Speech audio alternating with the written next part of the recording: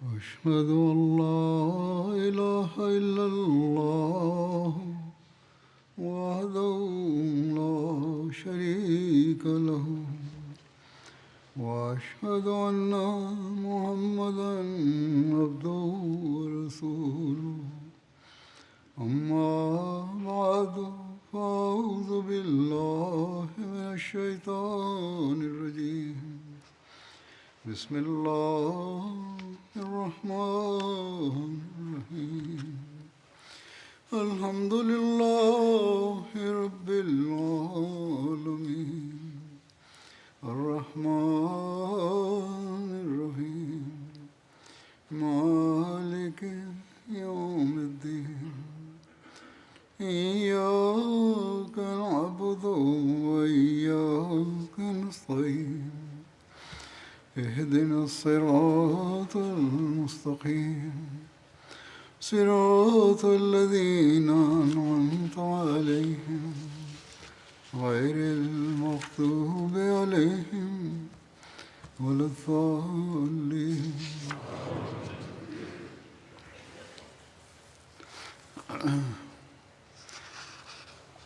آج بھی میں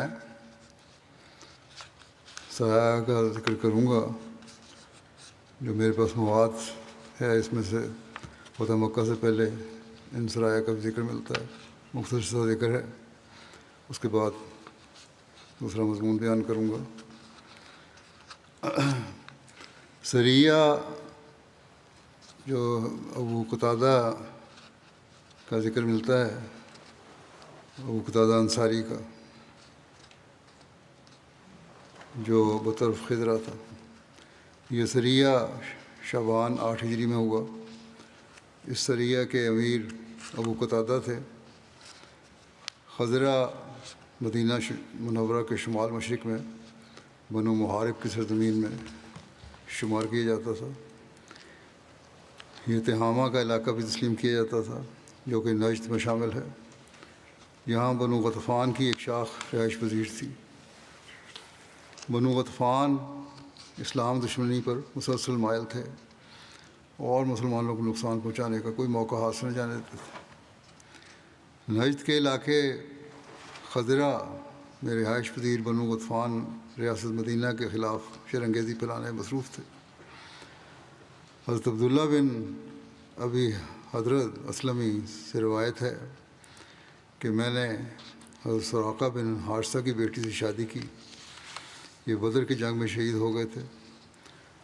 مجھے دنیا سے جو بھی حاصل ہوا ان کی چیزوں میں وہ مجھے اس کے مرتبے سے زیادہ محبوب نہیں تھا. میں نے اس کا مہر 200 درہم قرار دیا اور میرے پاس کچھ بھی نہیں تھا جو میں اسے دیتا. میں نے کہا اس مہر کی ادائیگی اللہ اور اس کا رسول ہی کروائیں گے. میں نبی کریم صلی اللہ علیہ وسلم کے پاس آیا اور آپ صلی اللہ علیہ وسلم سے اس بارے میں بات کی. آپ صلی اللہ علیہ وسلم نے فرمایا تم نے کتنا مہر مقرر کیا ہے؟ میں نے کہا 200 درہم. اے اللہ کے رسول، اس کے مہر میں میری مدد فرمائیے. آپ صلی اللہ علیہ وسلم نے فرمایا ابھی تو میرے پاس کوئی چیز نہیں ہے جس سے میں تمہاری مدد کروں، لیکن میرا ارادہ ہے کہ میں ابو قتادہ کو کچھ آدمیوں کے ساتھ ایک سریہ میں بھیجوں گا. کیا تم اس میں نکلنا چاہتے ہو؟ مجھے امید ہے کہ اللہ تعالیٰ تمہیں تمہاری بیوی کا مہر بطور غنیمت عطا فرما دے گا. میں نے کہا ٹھیک ہے.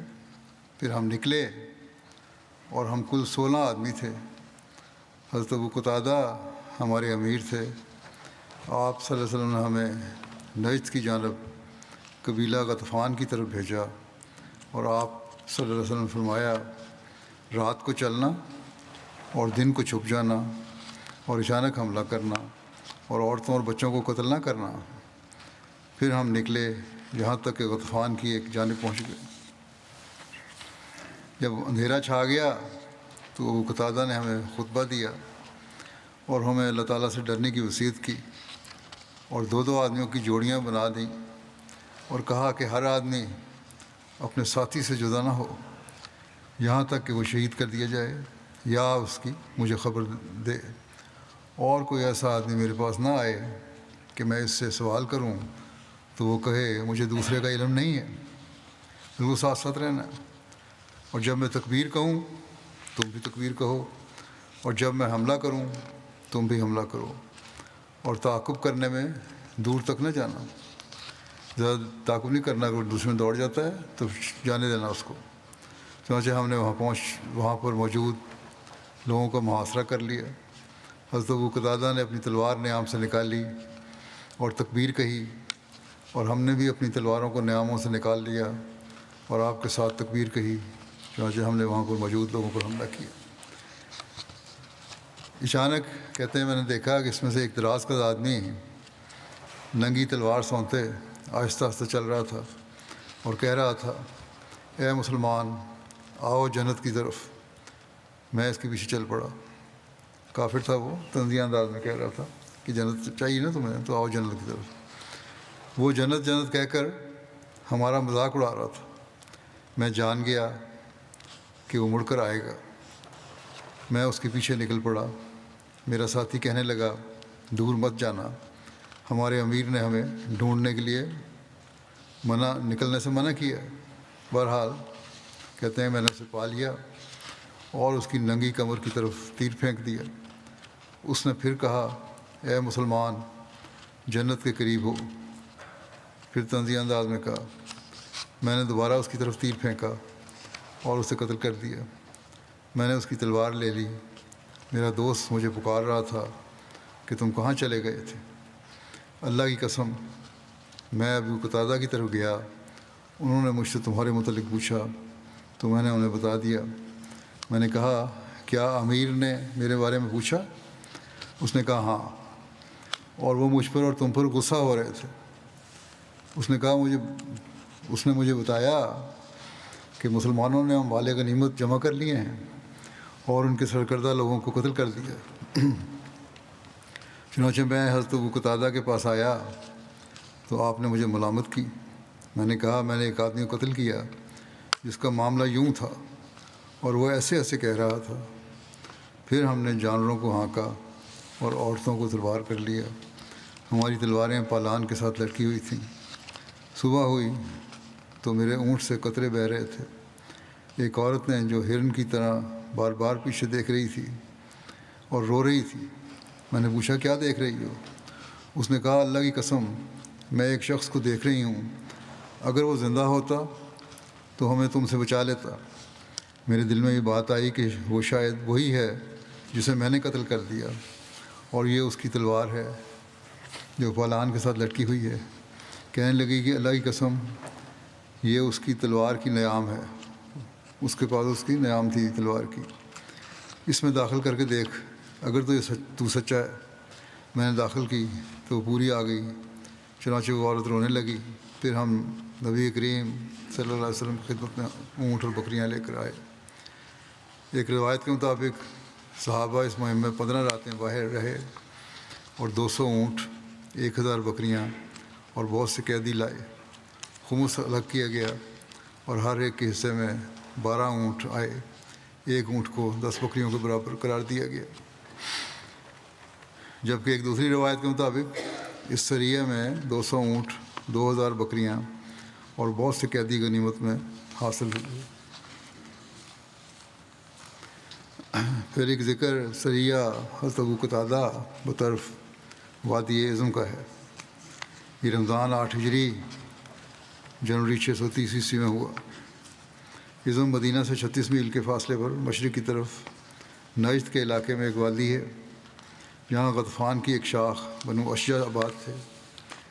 اس سریے کا سبب یہ ہے کہ جب رسول اللہ صلی اللہ علیہ وسلم نے فتح مکہ کے لیے مکہ کی طرف جانے کا ارادہ فرمایا تو آپ صلی اللہ علیہ وسلم نے حضرت ابو قتادہ کو وادی اعظم کی طرف روانہ فرمایا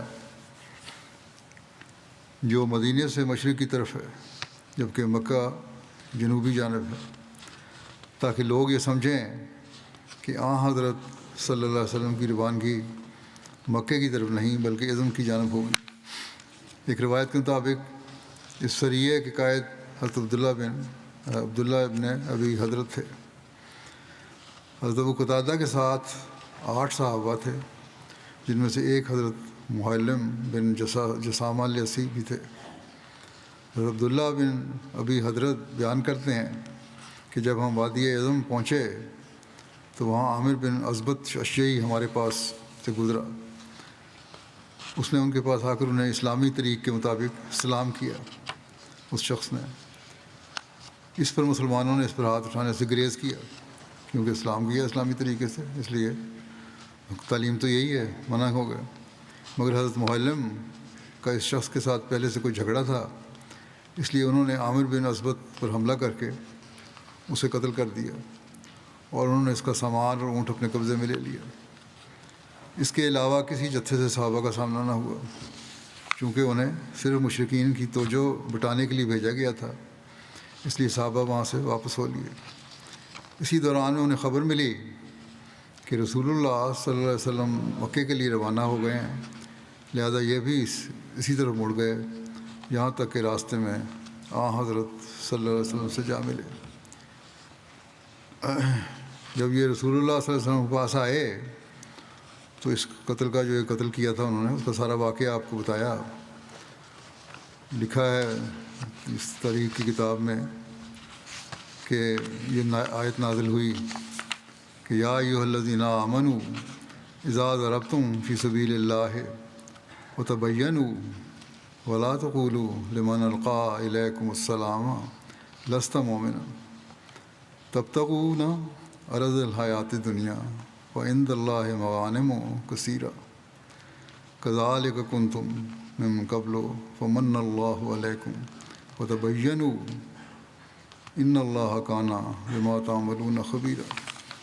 یعنی اے وہ لوگو جو ایمان لائے ہو، جب تم اللہ کی راہ میں سفر کر رہے ہو تو اچھی طرح چھان بین کر لیا کرو، اور جو تم پر سلام بھیجے اس سے یہ نہ کہا کرو کہ تو مومن نہیں ہے، تم دنیاوی زندگی کے اموال چاہتے ہو تو اللہ کے پاس غنیمت کے کثیر سامان ہیں، اس سے پہلے تم اسی طرح ہوا کرتے تھے، پھر اللہ نے تم پر فضل کیا، بس خوب چھان بین کر لیا کرو، یقین اس سے جو تم کرتے ہو وہ تو باخبر ہے۔ یعنی اس سے منع کیا گیا ہے جو سلام کرے اس کو سے کوئی تعرض نہیں کرنا، اس کو کوئی سختی نہیں کرنی، اس کو قتل نہیں کرنا یا سزا نہیں دینی۔ یہ غزوہ جیسے کہ بیان ہوا ہے 8 ہجری میں ہوا ہے، لیکن یہ آیت جو ہے یہ سورہ نساء کی ہے، اور روایت کی سیرت ابن کثیر میں لکھی ہے، اور سورہ نساء کے بارے میں زیادہ اتفاق یہی ہے کہ یہ ہجرت کے 3 اور 5 سال کے درمیان نازل ہوئی تھی۔ یہ ہو سکتا ہے کہ اس واقعے کا پتہ لگنے پر حضرت صلی اللہ علیہ وسلم نے یہ آیت پڑھ کر اظہار ناپسندگی فرمایا ہو۔ بہرحال اس بات سے ہم نے ان کو منع فرمایا اس آیت کے حوالے سے۔ اس کے بعد اب آگندہ انشاءاللہ فتح مکہ کی امید ہے ذکر شروع ہوگا۔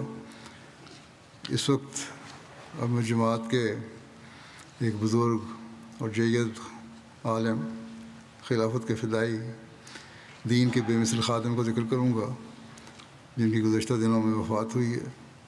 اسی طرح ایک اور فدائی مخلص احمدی کا جو ان دنوں اسیر تھے، وہیں ان کی وفات ہوئی، اور جو شواہد ہیں ان سے پتہ لگتا ہے اس لحاظ سے ان کا شہادت کا ہی رتبہ ہے۔ بہرحال پہلا ذکر ہے مکرم سید میر محمود احمد ناصر صاحب کا، جو سید میر محمد اسحاق صاحب رضی اللہ عنہ کے بیٹے تھے۔ گزشتہ دنوں 96 سال کی عمر میں وفات پا گئے، انا للہ و انا الیہ راجعون۔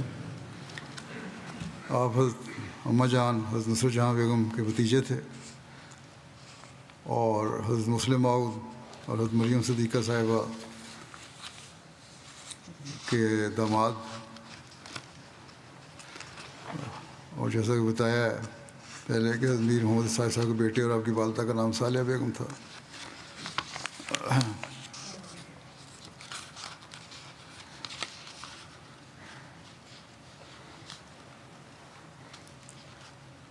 آپ حضرت میر ناصر نواز صاحب کے پوتے تھے، ان کی والدہ کا نام بھی سالیہ تھا، جو پیر منظور محمد صاحب کی بیٹی تھیں، جو صوفی احمد جان صاحب لدھوانی کے صاحبزادے تھے۔ سید محمود احمد صاحب ابتدائی تعلیم انہوں نے قادیان سے حاصل کی، پھر پنجاب یونیورسٹی سے BA کیا۔ مارچ 1944 میں اپنے والد حضرت سید میر محمد اسحاق صاحب کی وفات والے دن زندگی وقف کی۔ ان کے بیٹے عزیزہ محمد احمد نے مجھے لکھا ہے کہ 17 مارچ کو یہ بڑا حامد کا دن کہا کرتے تھے، تو انہوں نے ان سے پوچھا کہ آپ کے نزدیک یہ حامد کا دن کیوں ہے؟ تو انہوں نے کہا کہ اس دن میری والد کی وفات ہوئی تھی، میرے والد کی، اور حضرت مسلم موعود رضی اللہ عنہ نے جو سارا دن ہمارے گھر میں گزارا تھا، بلکہ نمازیں وہیں پڑھائی تھیں، اور ایک مخصوص تقریر وہاں کی حضرت مسلم موعود نے، جس میں میر صاحب کی دینی خدمات اور ان کی وقف کی روح اور علمیت وغیرہ کا ذکر کیا۔ کہتے ہیں میر صاحب یہ سن کر، میر محمود احمد صاحب کہتے ہیں کہ میں کھڑا ہوا اور وہیں کہا حضرت خلیفہ ثانی کو کہ حضور میں وقف کرتا ہوں۔ اس پر حضرت مسلم موعود رضی اللہ عنہ کی بڑی جذباتی کیفیت ہو گئی، آپ نے اس کو بڑا سراہا۔ اس وقت سید میر محمود احمد صاحب کی عمر 14 سال تھی، اور پھر اس وعدے کو ایسا نبھایا کہ اس کی مثالیں کم ملتی ہیں۔ جماعتی خدمات یوں ہیں، 1954 تا 1957 آپ یہاں انگلستان میں تھے، آپ نے بطور مبلغ کام کیا، اور اسی دوران SOS oriental school of oriental and African studies میں حضرت مسلم موعود کے ارشاد پر تعلیم بھی حاصل کی۔ حضرت خلیفۃ وزیر اعظم رحمہ اللہ تعالیٰ کے ساتھ ہی اکٹھے دونوں پڑھتے تھے۔ کچھ عرصہ لندن مشن کے سیکرٹری کے فرائض بھی سر انجام دیے۔ 1957 سے 1959 تک وکالت دیوان میں بطور ریزرو مبلغ رہے۔ پھر 1960 میں جامعہ میں بطور استاد مقرر ہوئے۔ 1978 تک یہ فرائض انجام دیے۔ 78 سے 82 تک امریکہ میں مبلغ رہے۔ 82 سے 86 تک اسپین میں خدمت کی توفیق ملی۔ 86 سے 89 تک بطور وکیل تصنیف کام کیا۔ 86 سے 2010 تک جامعہ احمدیہ ربوہ کے پرنسپل کے طور پر خدمت کی۔ اس دوران 94 تا جولائی 2001 وکیل التعلیم بھی رہے۔ اسی طرح ریسرچ سیل کے انچارج تھے، واقعہ اسلیب کے انچارج تھے، جو سیل ہے اس کے انچارج تھے۔ 2005 میں نور فاؤنڈیشن کا قیام عمل میں آیا تو اس کے صدر مقرر ہوئے، آخر تک اسی خدمت مامور تھے۔ حضرت مسلم موعود رضی اللہ عنہ نے ان کو 3 جون 1962 کو مجلس افتاء کا ممبر مقرر فرمایا، اور نومبر 1972 تک آپ اس کے ممبر رہے۔ اس کے بعد دسمبر 1989 میں دوبارہ حضرت خلیفہ مسیح رابع نے ان کو افتاء کا ممبر مقرر فرمایا، اور تاحیات اس پہ قائم رہے۔ خدا الہندیہ میں بھی ان کو مختلف حیثیتوں سے خدمت کی توفیق ملی، بطور محتمم اور بطور نائب صدر۔ علمی میدان میں بھی بڑی خدمات ہیں ان کی وسیع۔ قرآن کریم جو حضرت خلیفہ مسیح رابع کا ہے، اس کی تیاری میں بھی ترجمہ جو ہے انہوں نے کافی معاونت کی، جس کا حضرت خلیفہ مسیح رابع نے بھی ذکر فرمایا ہے اور اظہار شکر فرمایا ہے۔ اور معاونین جو تھے ربا کے، ان کا ذکر کرتے ہوئے، جن میں صوفی بشارت الرحمان صاحب، مولانا ابوالمجید نور الحق صاحب، سید عبداللہ صاحب، مولانا دوست محمد صاحب، جمیل الرحمان رفیق صاحب وغیرہ کو خدمت کی ملی۔ اس میں آپ نے یہ بھی فرمایا کہ میر محمود احمد صاحب بھی اس میں شامل تھے، اور اللہ کے فضل سے مسلسل میرے ساتھ شامل رہے یہ لوگ، اور ان کا شکریہ ادا کیا آپ نے۔ سیاہ سدہ کا مکمل اردو ترجمہ کرنے کے بعد مسند احمد بن حنبل کا ترجمہ جاری تھا، اسی طرح صحیح مسلم کو شرح بھی جاری تھی، شمائل ترمذی کا ترجمہ بھی کیا انہوں نے، بائبل کے متعلق 20 علمی مقالہ جات تحریر کیے، مختلف اخبارات اور رسائل میں شائع ہوئے، بائبل میں سے استثناء اور اناجیل میں سے 3 کی تفسیر لکھی، اسی طرح کفن مسیح، محرم عیسیٰ اور حضرت مسیح علیہ السلام کی ہجرت کے متعلق بہت اعلیٰ پائے کی تحقیقی کام کیے۔ ان کی مطبوعہ اور غیر مطبوعہ جو کتب اور مواد ہے اس وقت یہ ہیں: سیرت النبی صلی اللہ علیہ وسلم، کانا خلقہ القرآن، 3 حصے ہیں اس کے، ہمارے پیارے نبی صلی اللہ علیہ وسلم کی پیاری باتیں ایک ہے، اسی طرح ایک چھوٹا سا کتابچہ ہے 365 دن پھر نماز کے بعد روزانہ درس کے انتخاب کے لیے، پھر ایک ہے فلسطین سے کشمیر تک، حضرت مسیح علیہ السلام کی تحریرات کی روح سے سیرت النبی انہوں نے مواد اکٹھا کیا، غیر مطبوعہ ہے، صحیح بخاری سے انتخاب کیا بعض عناوین کا، تربیت عناوین ہے۔ اسی طرح جب ایک پوپ نے اگر سوال کیا تھا پرانے پوپ نے، اس کا بھی انہوں نے رد کیا۔ مسجد بشارت اسپین کے سنگ بنیاد کے موقع پر جس بنیادی پتھر پر خلیفہ مسیح ثالث نے دعا کروائی تھی، وہ پتھر بھی حضرت محترم میر صاحب نے اٹھایا ہوا تھا۔ اسی طرح مسجد بشارت اسپین کے افتتاح کے موقع پر بھی ان کو اور ان کی اہلیہ کو خدمت کا موقع ملا، جس کا خلیفہ مسیح رابع نے اپنے ذکر بھی فرمایا تھا۔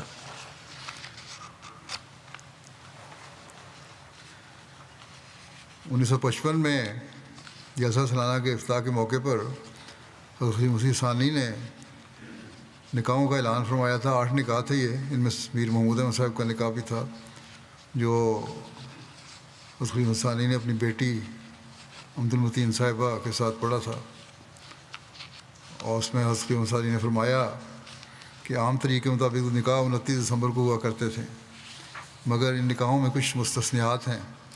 ایک تو یہ کہ ایک نکاح میری اپنی لڑکی عبد المتین کا ہے جو سید میر محمود احمد ابن میر محمد اسحاق صاحب سے قرار پایا ہے۔ پھر اس پر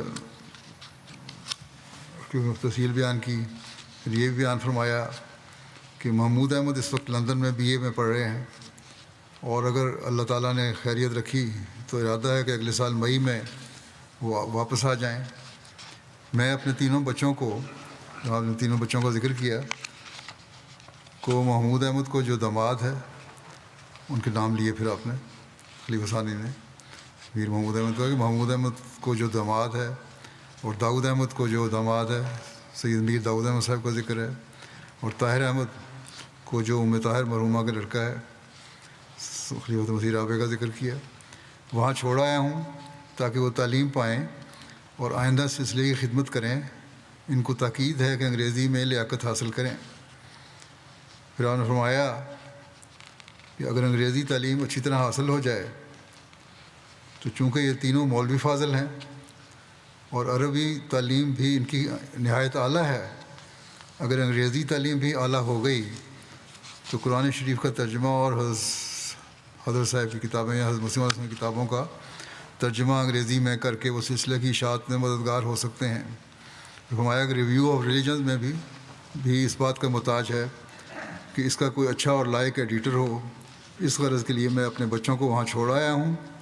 گو اس بیماری اور کمزوری میں اتنے اخراجات برداشت کرنا کہ 3 بیٹے وہاں پڑھیں، 2 داماد اور 1 بیٹا، مشکل ہے، مگر میں نے سمجھا کہ جماعت کی مشکل میری مشکل سے بڑی ہے۔ حضرت مسلم موعود رضی اللہ عنہ کو ہمیشہ یہ خیال رہتا ہے کہ جماعت کی خاطر ہر قربانی کرنی ہے، اس کے لیے ہر قسم کی قربانی کی، اپنا مال، وقت، اپنے بچوں کو قربان کیا۔ حضرت خلیفہ مسیح ثالث نے 1982 میں ان کے سب سے بڑے بیٹے کا نکاح پڑھایا، اس میں سید میر محمود احمد صاحب کا ذکر حضرت میر محمد اسحاق صاحب کے اولاد کے ذکر کے ضمن میں کیا، اس میں آپ نے فرمایا اللہ تعالیٰ نے ان کی دعاؤں کو سنا، یعنی حضرت میر محمد اسحاق صاحب کی دعاؤں کو سنا، اور اپنے ساتھ ان کے پیار کو دیکھ کر، یعنی حضرت میر محمد اسحاق صاحب کے پیار کو دیکھ کر اللہ تعالیٰ نے ان کے تینوں بچوں کو وقف کرنے کی توفیق عطا کی۔ تینوں کی طبیعت ایک دوسرے سے مختلف ہے، جیسا کہ ہر انسان ایک دوسرے سے مختلف ہوتا ہے، لیکن اس چیز میں جہاں تک میں نے غور کیا، یہ وصال اسلام آتے ہیں کہ جہاں تک میں نے غور کیا، تینوں میں ایک ہی چیز پائی جاتی تھی، یعنی جو کچھ خدا نے دیا، جتنا دے دیا، اس پر انسان کو راضی رہنا ہی نہیں بلکہ خوش رہنا چاہیے۔ صرف راضی نہیں رہنا بلکہ خوشی سے راضی رہنا۔ فرمایا کہ سید میر داؤد احمد صاحب اپنے رنگ کے تھے، لیکن یہ چیز ان میں پائی جاتی تھی۔ میر مسعود احمد آج کل کافی عرصے سے ڈنمارک میں تبلیغ کا کام کر رہے ہیں، وہ اپنے رنگ کے ہیں، لیکن یہ چیز ان میں بھی پائی جاتی ہے۔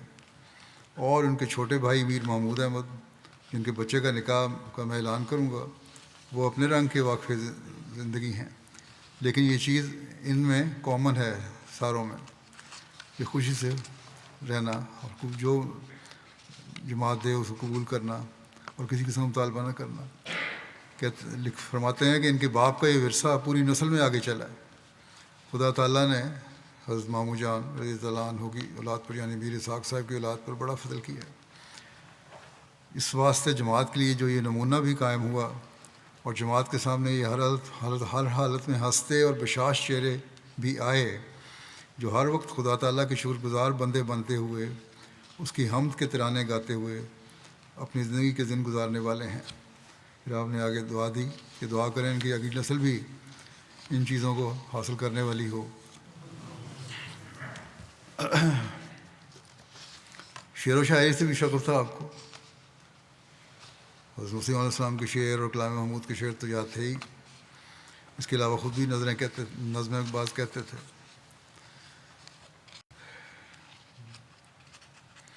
پھر ایک دفعہ انہوں نے مربیوں کو جو جامعہ میں آنا چاہتے ہیں، ابھی آیا ہی نہیں، اور مربی بننے کی خواہش رکھتے ہیں، ایک نصیحت کی اور ایک لایا عمل دیا۔ وہ بڑا اچھا لایا عمل ہے، مربیوں کو سامنے رکھنا چاہیے، بلکہ ہر شخص کو جو جامعہ میں آنا چاہتا ہے اور جو آ چکا ہے ان کو بھی۔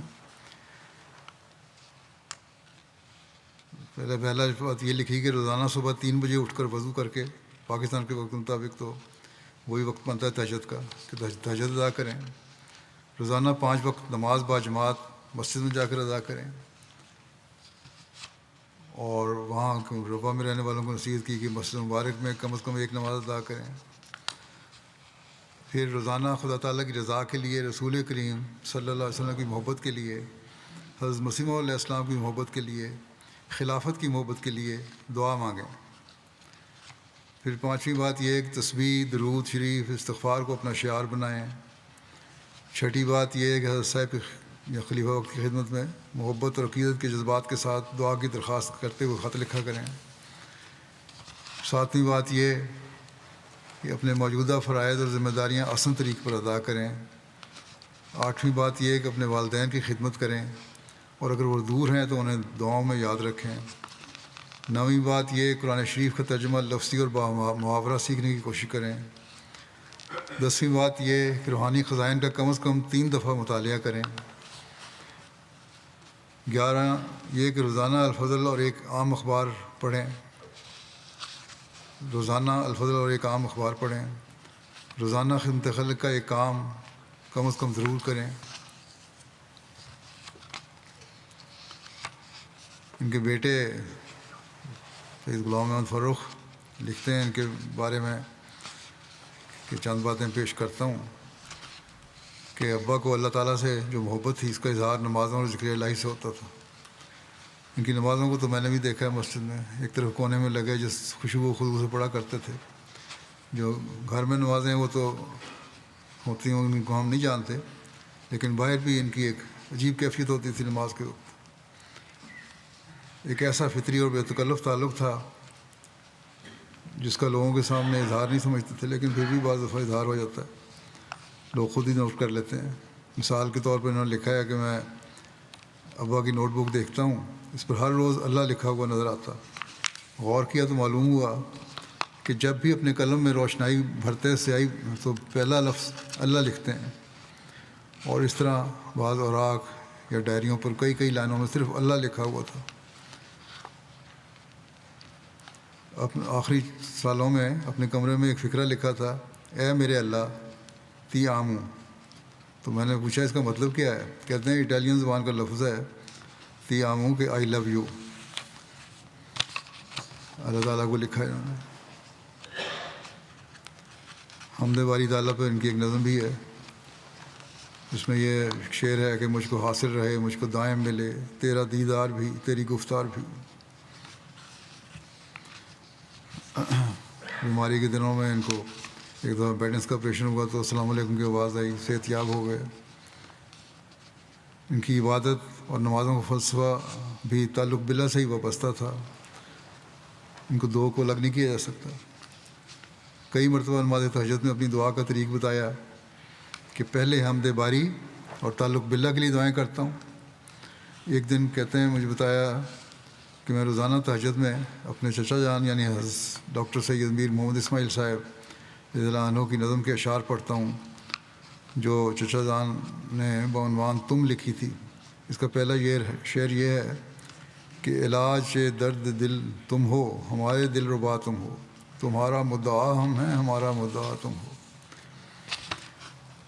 نماز تہجد میں دعا کا طریق بھی بتایا جو اختصار سے پیش کرتا ہوں۔ کہتے ہیں لڑکے بیٹے ان کے کہ حمد باری اور درود شریف کے بعد حضرت مسیح موعود اور آپ کی آل اور خلفاء حضرت مسیح موعود اور ان کی آل پر، حضرت مسلم موعود اور آپ کی آل پر الگ سے، پھر اپنے دادا حضرت میر ناصر نواب صاحب سے شروع کرتے تھے اور درجہ بدرجہ نیچے آتے جاتے تھے۔ اپنی اولاد میں سب سے پہلے اپنی بیٹی کے لیے، پھر بیٹوں کے لیے۔ حقوق العباد کی ادائیگی کا اصل ذریعہ دعا کو ہی سمجھتے تھے۔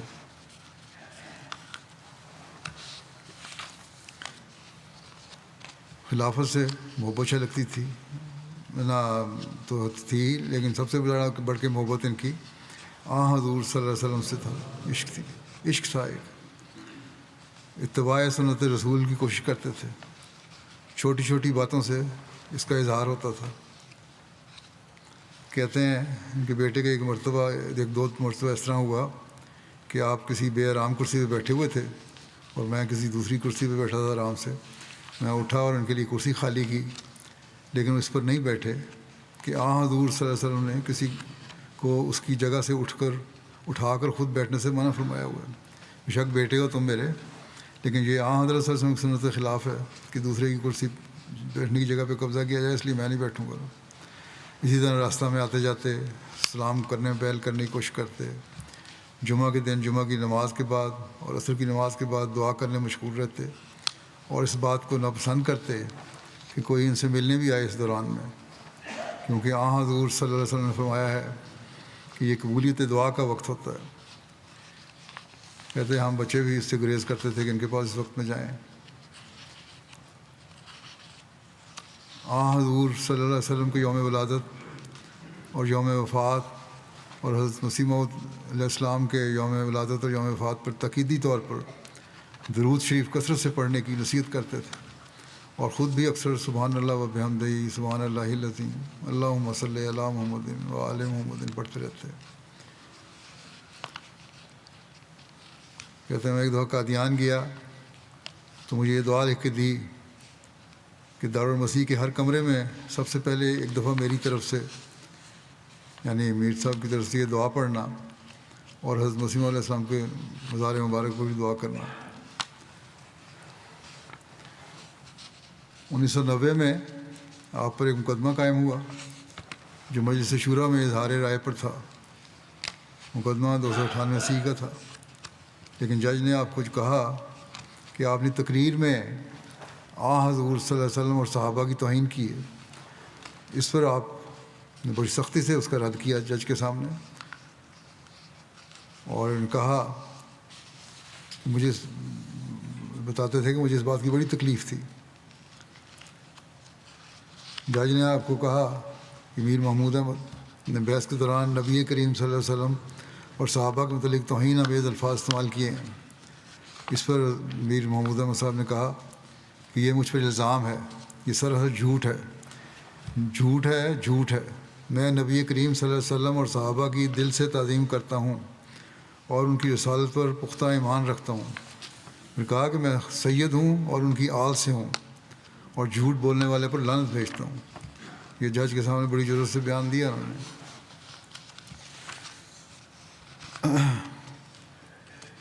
آخری بیماری کے دنوں میں تو خاص طور پر دعاؤں میں درود شریف بہت زیادہ پڑھتے تھے، اور یہ الفاظ بڑے دہراتے تھے کہ میں محمد مصطفیٰ صلی اللہ علیہ وسلم کا غلام ہوں۔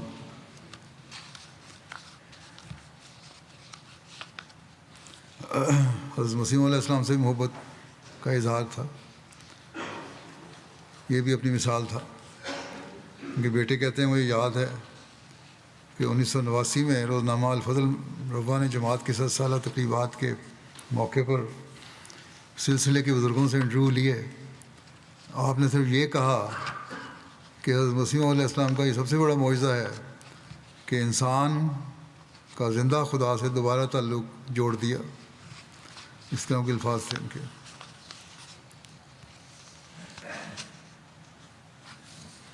قادیان بھی بیماری کے دنوں میں بعض ہوتی تھی، نہیں جا سکتے تھے، تیاری ہوتی تھی، پروگرام کینسل ہوتے تھے، لیکن آخر وقت میں ایک محبت تھی قادیان سے، حضرت مسیح علیہ السلام کے مزار پہ حاضری کی کا ایک شوق تھا، جس سے پھر تکلیف اٹھا کے چلے جایا کرتے تھے۔ مطالعہ کے بارے میں لکھا ہے قرآن کریم، بخاری، روحانی خزائن کا مطالعہ آپ کی روزانہ زندگی کا معمول تھا، اور ہمیں بھی اس کی تلقین کرتے تھے۔ جو لوگ ملنے آتے ان کو بھی مطالعے کی تلقین کرتے۔ 1990 میں جو مقدمہ ہوا، ایک رات چنیوٹ کے حوالات میں بھی رہے۔ کہتے ہیں میں ملنے گیا تو انہوں نے کہا مجھے بالٹی اور مگ اور براہین احمدیہ لا دو۔ تو میاں خورشید احمد صاحب ساتھ تھے، انہوں نے کہا کہ اتنی تنگ حوالات میں، اتنی گرمی میں، اتنی مشکل کتاب تم کتنا پڑھو گے؟ انہوں نے کہا تھا کوئی نہیں، میرے لیے مشکل نہیں، پہلے بھی 5 دفعہ پڑھ چکا ہوں اس کو۔ بہرحال وہاں چھوٹی سی جگہ، گرمی کے دن، بڑی تکلیف میں انہوں نے گزارا ایک دن بھی، کیونکہ طبیعت نفیس تھی، نفاست تھی طبیعت میں، اس لیے ان کے لحاظ سے یہ بہت بڑی تنگی تھی۔ لیکن اس موقع پر بھی حضرت مسیح علیہ السلام کی کتاب پڑھنے کی فکر تھی۔ دینی علوم جن میں اسلام کے علاوہ یہودیت، عیسائیت وغیرہ کا بھی مطالعہ تھا، اس پہ بہت دسترس تھی۔ موازنہ مذاہب میں آپ کو خاص مہارت تھی۔ روایتی فقہ سے نالاں تھے۔ ہمیشہ اس بات کی نصیحت کرتے تھے کہ قرآن کریم، سنت رسول، صحیح احادیث اور حضرت مسیح علیہ السلام اور آپ کے خلفاء کے علم کلام سے رہنمائی حاصل کرو۔ دنیاوی علوم، خاص طور پر سائنسی علوم کا مطالعہ، تاریخ کا مطالعہ، اور اسی طرح تفریح کے لیے ہائکنگ کے علوم پر بھی کتابیں کثرت سے پڑھتے تھے۔ انگریزی شعراء کے کلام اور اسی طرح اردو شعراء کے کلام کو بھی پڑھا ہوا تھا، اور بہت سے شعراء کے شعر یاد تھے۔ اپنے آئی پیڈ پر شعراء کے کلام کو سنتے بھی تھے۔ زبانیں سیکھنے کا ملکہ تھا۔ اردو، عربی، انگریزی کے علاوہ اسپینش، اٹالین اور عبرانی پر خاصا عبور ہو گیا تھا۔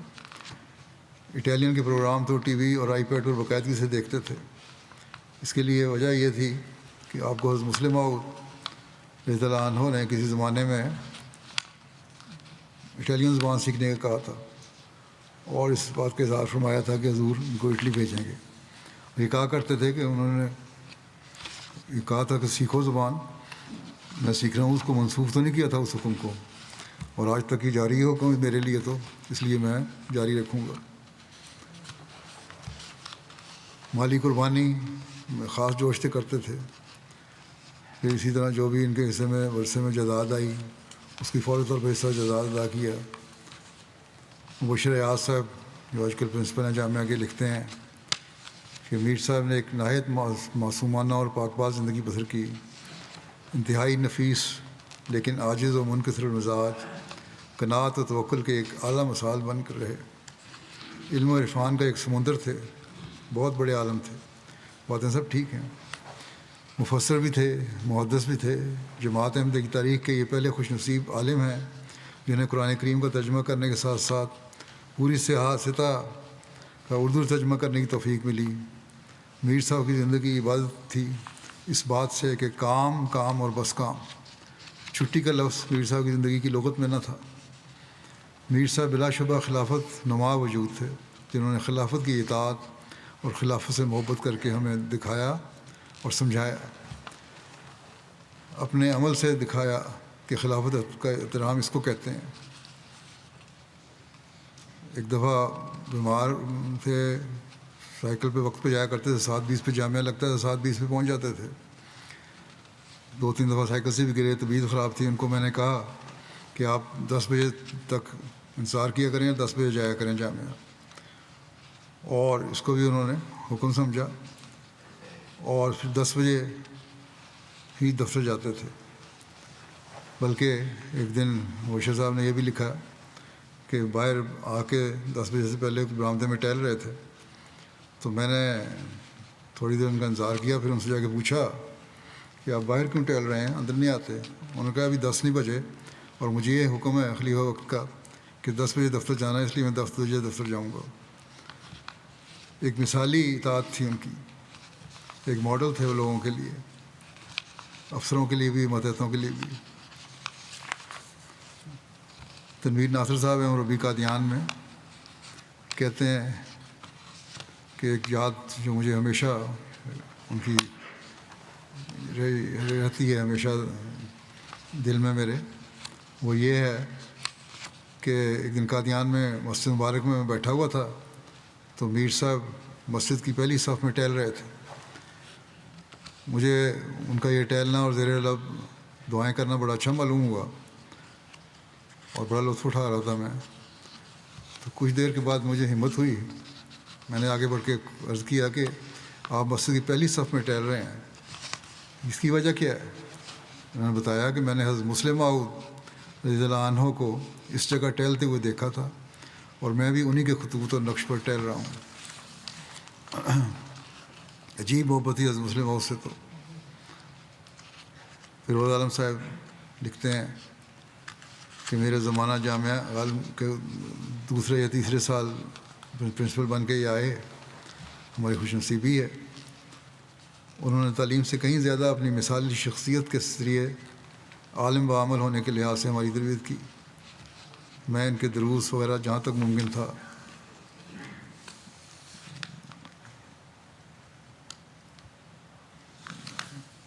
ان پہ سنتا اور ان پہ عمل کرنے کی کوشش کرتا۔ انہوں نے ہمیں موازنہ مذاہب پڑھایا۔ اکثر وہ ہمیں دلائل لکھاتے اور سمجھاتے تھے جو حضرت مسیح موعود علیہ السلام نے اپنی تحریرات میں پیش فرمائے ہیں۔ کہتے ہیں وہ یاد ہے ایک دفعہ حضرت عیسیٰ علیہ السلام کے معجزات کے بارے میں پڑھا رہے تھے، اچانک سوالیہ انداز میں فرمایا کہ کیا آج بھی معجزات رونما ہوتے ہیں؟ پھر اپنا ایک تجربہ سناتے ہوئے فرمایا کہ ایک دفعہ جلسے کے دنوں میں کہیں ان کی ڈیوٹی کے دوران ایسا ہوا کہ کھانا بہت تھوڑا تھا، اچانک کافی سارے مہمان آ گئے۔ جو معمولی سا کھانا آیا اسے تقسیم کرنا شروع کیا، اللہ تعالیٰ برکت دیتا گیا، سب نے کھایا اور کوئی کمی محسوس نہیں ہوئی۔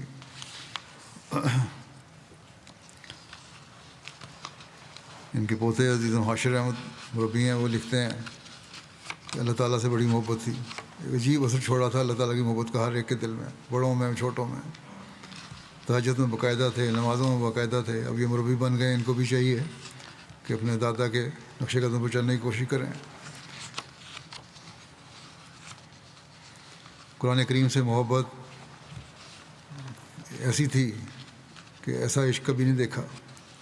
لمبی لمبی تلاوت کیا کرتے تھے فجر کے بعد۔ کہتے ہیں میں طفل تھا تو مجھے عرصہ ان کے گھر رہنے کا کچھ عرصہ گھر رہنے کا موقع ملا، اور تہجد پڑھنے کے بعد نماز فجر کے لیے مجھے اٹھاتے، پھر لمبی تلاوت کرتے، بڑے غور اور محبت سے پڑھا کرتے تھے، مجھے بڑا اثر تھا اس کا۔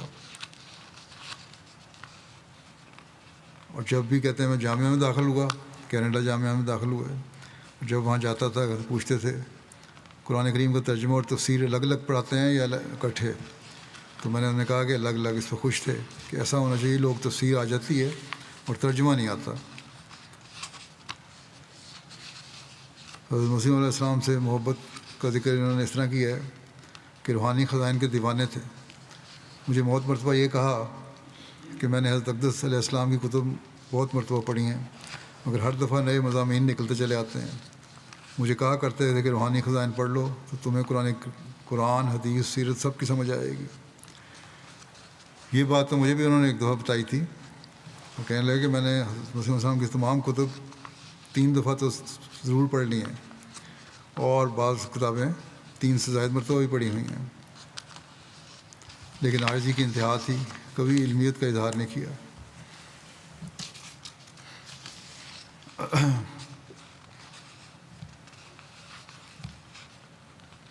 ایک دفعہ خطبہ کہتے ہیں سن رہے تھے، ایک دفعہ گھر میں بجلی بند ہو گئی، ربوں میں بجلی اکثر بند ہو جاتی ہے پاکستان میں۔ ٹی وی بند ہو گیا، تو ٹی وی بند ہو گیا، میں چھوٹا تھا، میں اٹھ کے جانے لگا، تو انہوں نے کہا بیٹھو، تمہیں کیا پتہ کس وقت بجلی آ جائے اور پلے وقت کا خطبہ دوبارہ شروع ہو جائے اور تم اتنے الفاظ مس کر دو۔ یہ برداشت نہیں تھا کہ بیٹھو اور دعائیں پڑھتے رہو، جانے کی اجازت نہیں ہے۔ اس میں بھی بڑی برکت ہوتی ہے۔ ایک دفعہ کوئی فنکشن تھا اس کا جہاں میرا خطاب ہونا تھا، وہ ان کو اطلاع نہیں ملی، سن نہیں سکے، MTA لگایا تو اس وقت ختم ہو چکا تھا۔ کسی خاتون کا اس نے آئی پیڈ پہ لگانے کی کوشش کی تو اس میں اور زبان میں آ رہا تھا، لیکن وہ بھی سنتے رہے۔ پھر جب میں آیا تو میں نے ان کو اردو میں لگا کے دیا، تو بڑے خوش تھے اور بڑا شکر گزاری تھی ان کے کہ تم نے میری بہت مدد کی ہے اور میرے پہ احسان کیا۔ بچوں سے بھی شکر گزاری کے اظہار کرتے تھے۔ عامر سفیر صاحب ایڈیٹر بیورو ریلیجن ہیں، کہتے ہیں میں نے بھی اطاعت خلافت کا عجیب غیر معمولی نمونہ میں دیکھا ہے۔ کہتے ہیں میں شعبے میں آیا تو انہوں نے آ کے مجھے بلکہ میں نے خود ہی ان کو کہا تھا، عامر صاحب کو، کہ آپ علماء کو کہیں کہ مضمون لکھا کریں ریویو کے لیے، اور میں نے نام بتایا تھا چند علماء کے، ان میں نے میر محمود احمد صاحب کو بھی بتایا تھا۔ تو کہتے ہیں اس وقت میں نے پتہ کیا وہ پاکستان میں تھے، تو وقت کے اس وقت سوچ نہیں رہے ہوں گے، رات کا 10-11 بجے کا وقت تھا۔ تو ان کے رشتہ داروں نے کہا کہ نہیں، کہتے میں نے فون کیا، ان کی اہلیہ نے فون اٹھایا، تو میں نے ان سے کہا کہ اس طرح بات کرنی ہے، ان کا وہ اب تو سو رہے ہیں، لیکن اس دوران میں میر صاحب نے بھی کی آنکھ کھل گئی، انہوں نے فون کی گھنٹی سے آواز سنی یا باتوں سے آنکھ کھل گئی، تو انہوں نے بات کی، تو میں نے کہا اس طرح خلیفۃ المسیح نے یہ کہا ہے کہ آپ ریویو کے لیے لکھیں فلاں موضوع پہ۔ کہتے اس وقت تو مجھے سمجھ نہیں آ رہی، صبح میں بتاؤں گا۔ بہرحال اگلے دن انہوں نے، میر صاحب نے ایک 15 صفحے کا مضمون لکھ کے مجھے بھجوا دیا، جو میں نے عامر سفیر کو بھیجا کہ یہ مضمون کی طرف سے آیا ہے، اور میر صاحب نے لکھا تھا کہ رات کو ایک لڑکے کا فون آیا تھا جس نے یہ بات کی تھی خلیفۃ المسیح کا یہ ارشاد ہے کہ تم یہ مضمون لکھو، تو میں نے یہ لکھ دیا ہے، پہلی قسط بھیج رہا ہوں 15 صفحے کی، اور بائندہ بھیجتا رہوں گا۔ تو اس حد تک وہ اطاعت کرنے والے تھے۔ وقت کی اطاعت میں نے پہلے بتا دیا کہ دفتر میں اندر نہیں آئے کہ 10 بجیں گے تو اندر آؤں گا۔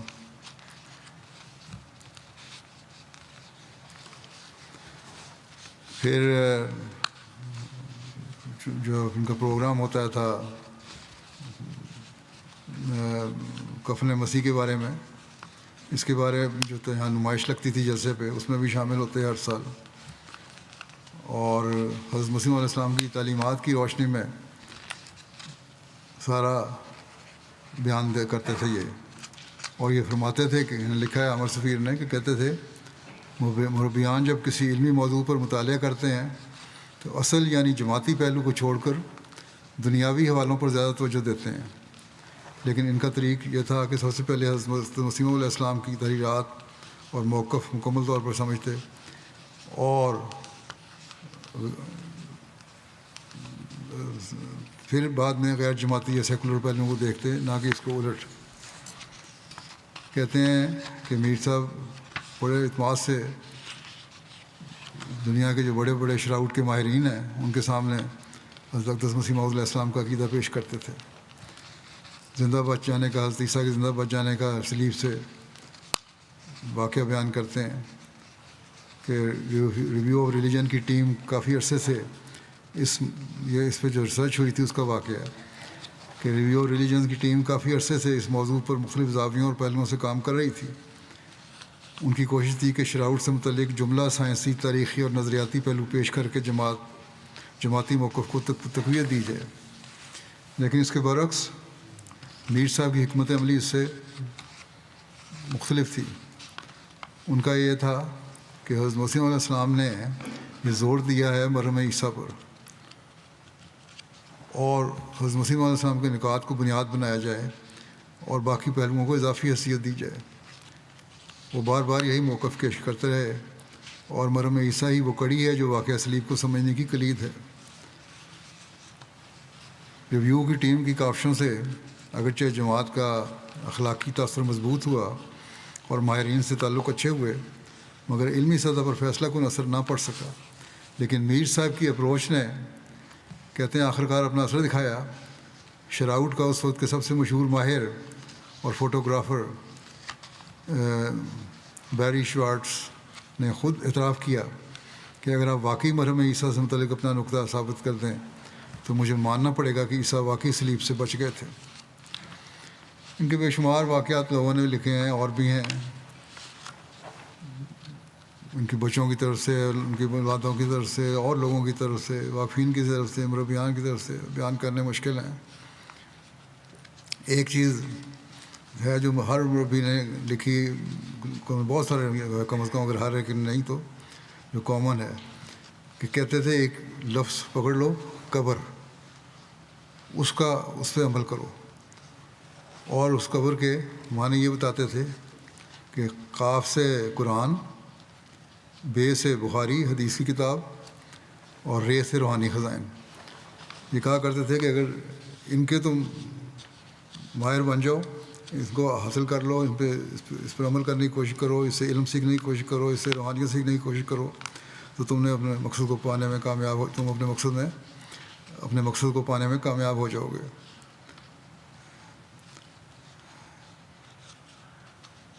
ویسے بھی قبر کا خود لفظ بھی ایسا ہے کہ اگر انسان کو یاد رہے تو خدا تعالیٰ یاد رہتا ہے، اور جب خدا تعالیٰ یاد رہے تو پھر انسان تقویٰ پر چلنے کی کوشش بھی کرتا ہے. بہرحال خلافت کے ایک عظیم معاون اور مددگار تھے، جانثار تھے، حرف پر عمل کرنے والے تھے، باوفا تھے. ایسے سلطان نصیر تھے جو کم ہی ملتے ہیں.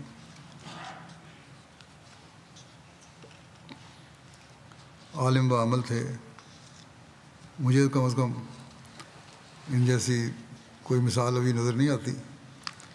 اللہ تعالیٰ کرے کہ اللہ کے خزانے میں تو کوئی کمی نہیں ہے، اللہ کرے کہ ایسی مثالیں اور بھی پیدا ہو جائیں، اور ایسے باوفا اور مخلص اور تقویٰ پہ چلنے والے مددگار اللہ تعالیٰ خلافت احمدیہ کو عطا فرماتا رہے، اور ان کے اولاد کو بھی ان کے باپ کی دعاؤں کا حساب دار بنائے، اور ان کے عمل پر، ان کی نصیحتوں پر چلنے کی کوشش، ان کی توفیق عطا فرمائے. دوسرا ذکر، جیسا کہ میں نے کہا، ہے مکرم ایک احمدی کا جو گزشتہ دنوں میں سیری میں وفات جن کی ہوئی، ڈاکٹر طاہر محمود صاحب، کراچی کے تھے، ابن غلام رسول صاحب، انا للہ و انا الیہ راجعون. وقت وفات ان کی عمر 17 سال تھی. تفصیلات کے مطابق مرحوم طاہر محمود صاحب صدر حلقہ ملیر کالونی کراچی دیگر دو احباب اعجاز حسین صاحب اور ایاز حسین صاحب کے ساتھ ملیر کالونی کراچی میں اپنی مسجد کی طرز تعمیر اور وہاں نماز جمعہ کی ادائیگی کو جواز بنا کر پولیس نے ان کے خلاف چارج کیا اور گرفتاری عمل میں آئی، اور پہلے قبل گرفتاری ضمانت کروائی گئی تھی، لیکن بعد میں ان کی ضمانت منسوخ ہو گئی اور ان کو گرفتار کر لیا گیا۔ اس دوران میں جو ضمانت کے لیے عدالت میں تھے، مخالفین کے ہجوم نے اور مخالف وکلاء نے ان پر حملہ کیا، ان کو تشدد کا نشانہ بنایا، خطرناک نتائج کی دھمکیاں دیں، بلکہ یہاں تک کہ پولیس کے ایک اہلکار نے ہجوم کو کہا کہ ان کو گولی مار دو، اور پولیس اسٹیشن میں بھی ان پر تشدد کیا گیا۔ حضرت عبدالمسیح علیہ السلام اور خلفاء کے خلاف بدزبانی کرنے پر مجبور کیا گیا، لیکن یہ ڈٹے رہے، استقامت دکھائی۔ اس کے بعد ان کو جوڈیشل کر کے جیل میں منتقل کیا گیا۔ جیل میں یہ 2 ماہ رہے، اور وفات سے چند دن قبل ان کے گردوں میں انفیکشن کی وجہ سے جیل میں طبیعت خراب ہوئی۔ پھر ان کو وہاں سے ہسپتال بھیجا گیا، لیکن چند دنوں بعد یہ وفات پا گئے۔ انا للہ و انا الیہ راجعون۔ وفات کے وقت بھی ہسپتال میں بھی ان پہ ہتھکڑیاں لگائی ہوئی تھیں، ان کے ہاتھوں میں ہتھکڑیاں لگی ہوئی تھیں، اور یہ جن کی وفات ہے یہ تشدد کی وجہ سے بھی ہو سکتا ہے، ان کو اندرونی چوٹیں بھی آئی ہوں، تو وہی یہ ہو سکتا ہے یہی بنی ہو۔ تو اس لحاظ سے اسیری کی ضرورتیں برداشت کیں، مار کھائی، عدالت کے سامنے مار کھائی، اور یہ وجوہات ساری یہ شواہد ایسے ہیں کہ اس لحاظ سے ان کو شہادت کا مقام ہی ملتا ہے، اور یہ شہیدوں کے زمرے میں بھی آئیں گے۔ نظام وصیت میں شامل تھے، اور بطور صدر، سیکرٹری دعوت اللہ، اور بہت ساری دوسری ذیلی تنظیموں اور خدمات کا بھی موقع ملا ان کو۔ ان کے تایا حکیم احمد دین صاحب کے ذریعے ان کے خاندان میں احمدیت آئی تھی، جنہوں نے حضرت مولوی امام الدین صاحب بھی حضرت مسیح علیہ السلام کے توسط سے 1920 کی دہائی میں خلافت ثانیہ کی دور میں بیعت کر کے احمدیت میں شمولیت اختیار کی تھی۔ اس کے بعد ان کے والد نے بھی احمدیت قبول کی۔ غریبوں کی پردہ پوشی کرتے ہوئے مالی مدد کرتے تھے، کئی غریب بچوں کی شادی کروائی، جیل میں بھی قیدی ساتھیوں کی مدد کرتے رہے۔ دوران ملاقات جب یہ جیل میں تھے، ان سے جب پوچھا جاتا کہ جیل میں کوئی تکلیف تو نہیں، تو کہتے کہ تکلیف کیسی، میں تو یہاں دین کی خاطر آیا ہوں، مجھے تو موقع مل رہا ہے تبلیغ کرنے کا۔ اس وقت بھی بے خوف اور نڈر ہو کے تبلیغ کرتے رہے۔ طاہر محمود صاحب کے خلاف 17 جنوری 88 کو police station Malir colony Karachi میں ایک مقدمہ درج ہوا تھا، اور مقدمہ یہ تھا کہ ایک مدعی نے کہا تھا کہ میرے چھوٹے بھائی کی بیعت کروائی ہے انہوں نے۔ اس وقت بھی اسیر رہے تھے، یہ دوسری دفعہ اسیری کا شرف ملا تھا ان کو، اور مخالفت کا سامنا بھی ان کو کرنا پڑا۔ 3 دفعہ ان پر حملے بھی ہوئے، لیکن اپنا معاملہ خدا کے سپرد کر دیا، اور انہوں نے خواب میں دیکھا تھا کہ ایک حملہ آور اللہ تعالیٰ کی گرفت میں آ گیا ہے۔ اس کے بعد وہ شخص جو دشمنی کرنے والا تھا وہ قتل ہو گیا اپنے کسی جھگڑے میں، اور اس صورت حال سے دوسرے جو 2 تھے انہوں نے مرحوم کے گھر آ کے اپنے فعل پر معافی مانگی، اور انہوں نے فوراً معاف کر دیا، کوئی مقدمہ نہیں کیا۔ مرحوم کی اہلیہ بیان کرتی ہیں کہ ہمارے ساتھ ان کا رویہ مثالی تھا، جماعت کے لیے وقف تھے، رات کو واپس آتے، اور میں نے کبھی ان سے کوئی شکوہ نہیں کیا، روکا نہیں، کیونکہ مجھے دلی اطمینان تھا کہ مرحوم خامد کہ اس فعل کی وجہ سے اللہ تعالیٰ غیب سے ہمارا کام کر رہا ہے۔ ان کے بچوں میں سے ایک واقف زندگی مربی سلسلہ بھی ہیں۔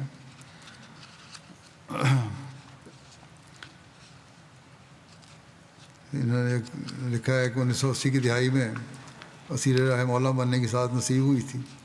اس موقع پر پولیس نے بہت تشدد کیا تھا، تو کوئی جب کہتا تھا تشدد کا کہ اب آپ احتیاط کیا کریں، تو کہتے تھے بڑے جذباتی انداز میں کہ میں نے اب پولیس کی مار کھا لی ہے، اس لیے اب مجھے کوئی ڈر اور خوف نہیں رہا، اب تو میں بے دھڑک ہو کے دعوت اللہ کرتا ہوں۔ عثمان خان نے، ان کی اہلیہ محترمہ بشرا صاحبہ کے علاوہ ایک بیٹی اور 3 بیٹے شامل ہیں۔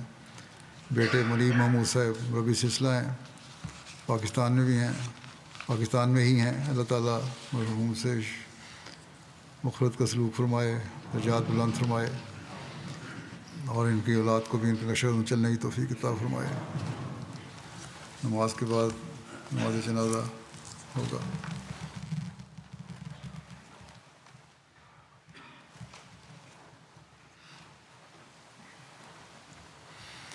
الحمد للہ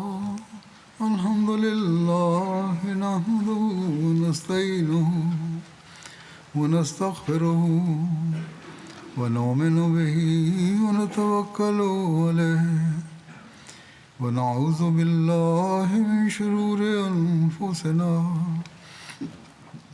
ومن سیئات اعمالنا من يهده الله فلا مضل له ومن يضلل فلا هادي له ونشهد أن لا إله إلا الله ونشهد أن محمدا عبده ورسوله عباد الله رحمكم الله إن الله يأمر بالعدل والإحسان وإيتاء ذي القربى وينهى عن الفحشاء والمنكر والبغي يعظكم لعلكم تذكرون اذكروا الله يذكركم وادعوه يستجب لكم